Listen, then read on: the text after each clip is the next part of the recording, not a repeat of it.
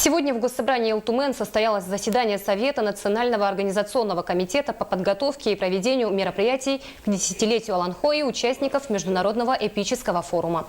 Когда якутский эпос Аланхо был признан шедевром нематериального культурного наследия человечества, в республике был издан указ главы Якутии о проведении юбилейных мероприятий. Создан Национальный комитет, председателем которого является спикер Александр Жирков. Комитет сотрудничает со всеми министерствами, ведомствами, правительством республики, а также работает совместно с научными институтами. Якутское Аланхо, когда их переносили на письменные носители,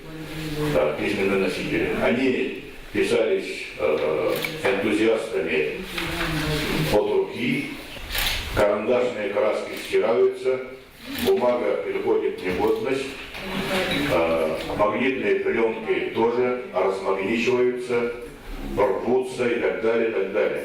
И поэтому мы предпринимаем большие усилия для того, чтобы все вот эти записи переносить на новые носители, на цифровые носители. Этой работой занимаются у нас несколько подразделений. Ведущим подразделением в этом отношении является Северо-Восточный федеральный университет. Там создана специальная лаборатория,